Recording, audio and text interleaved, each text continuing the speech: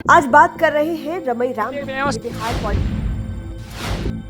सरकार ने इसलिए कह रहे हैं क्योंकि रमई राम अब इस दुनिया में नहीं है। उनकी यादें ही अब सियासी गलियारे में रमई राम की पहचान है। बिहार में सबसे अधिक वर्षों तक विधायक रहने वाले रमई राम ने अपने पॉलिटिकल करियर में कई रिकॉर्ड अपने नाम किए थे। ये बिहार सरकार में मंत्री के रूप में कई महत्वपूर्ण विभागों को संभाल चुके थे। इलाके में इनका अपना अलग वोट बैंक था। वहीं ये लालू यादव और नीतीश कुमार दोनों के अच्छे संगति आ रहे थे। ऐसे में हम आपको रिकॉर्ड लंबे समय तक एमएलए रहने वाले रमई राम के राजनीतिक जीवन से जुड़ी 5 प्रमुख बातों के बारे में बताएंगे। दिग्गज पॉलिटिशियन रमई राम का सियासी सफर वार्ड पार्षद से शुरू हुआ था। इन्होंने अपनी राजनीतिक पारी की शुरुआत 1969 में मुजफ्फरपुर नगर पालिका के चुनाव से की थी। तब इन्होंने वार्ड 13 से चुनाव लड़ा था। इसमें उन्हें सफलता मिली थी। हालांकि इनसे हारने वाले भी बड़े स्वतंत्रता सेनानी रहे थे। वार्ड पार्षद के चुनाव जीतने के बाद ये उसके महज 3 साल बाद ही पॉलिटिक्स की मेन स्ट्रीम में आ गए थे।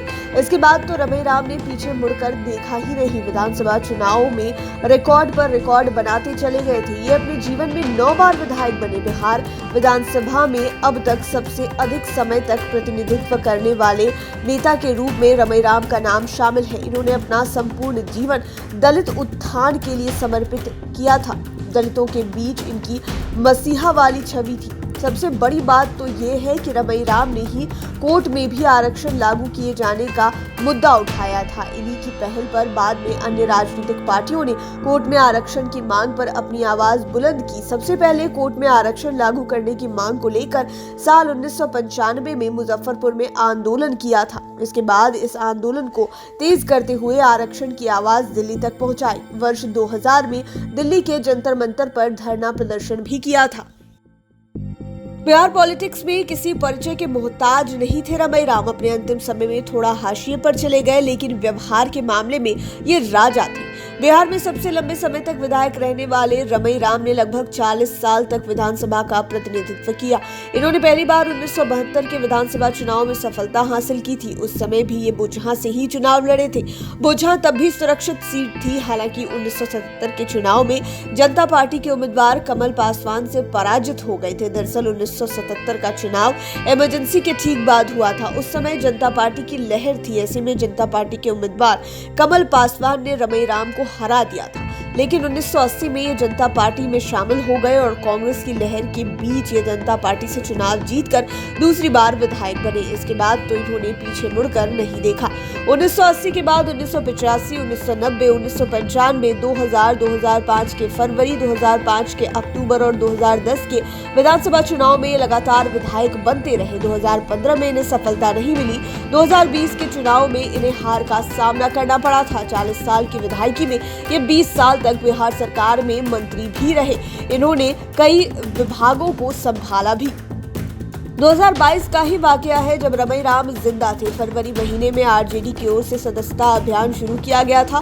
कार्यक्रम में आरजेडी सुप्रीमो लालू यादव भी मौजूद थे। इस अभियान में आरजेडी की ओर से नए और पुराने सभी नेताओं की सदस्यता दिलाई जा रही। इसमें सबसे पहले लालू यादव ने सदस्यता ली। उन्होंने अपनी मेंबरशिप को रिन्यूअल कराया, साथ ही नए लोगों को भी जोड़ा गया। लेकिन आपके मन में एक सवाल जरूर कौंध रहा होगा कि लालू यादव को किस नेता ने सदस्यता दिलाई। यह भी मन में ख्याल आ रहा होगा कि संभव है कि तेजस्वी यादव ने उन्हें सदस्यता दिलाई हो, लेकिन ऐसी बात नहीं थी। कार्यक्रम में मौजूद सबसे बुजुर्ग नेता ने लालू यादव को सदस्यता दिलाई। सदस्यता दिलाने वाले कोई और नहीं बल्कि रमई राम ही थे।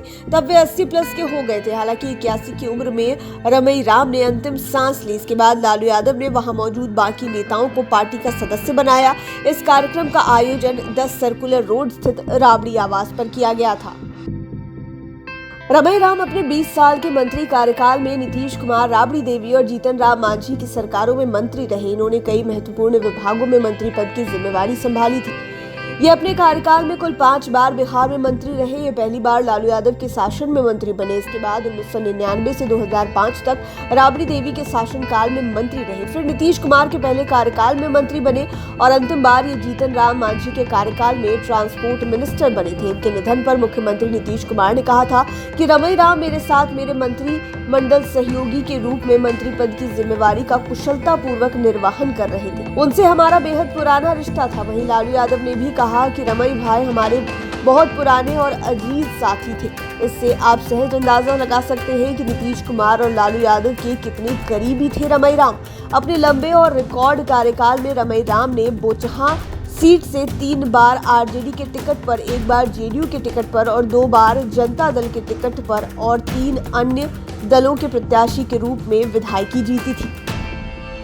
रमईराम भले ही 40 साल तक विधायक रहे, 20 साल से अधिक समय तक मंत्री के पद पर बने रहे, लेकिन अपने अंतिम समय में राजनीति के हाशिए पर चले गए थे। वहीं जीवन के अंतिम दौर में उनकी आरजेडी से दूरियां भी बढ़ गई थी। तमाम दलों से होते हुए वे आरजेडी में फिर से शामिल हो गए थे, लेकिन बोचहां उपचुनाव में उनकी आरजेडी से रिश्ते में खटास आ गई थी। दरअसल रमईराम अपनी बेटी गीता देवी को बोचहां से आरजेडी के टिकट पर चुनाव लड़ाना चाहते थे, लेकिन आरजेडी ने उन्हें टिकट नहीं दिया। इससे नाराज होकर रमईराम अपनी बेटी गीता कुमारी के साथ मुकेश सहनी की पार्टी वीआईपी में शामिल हो गए।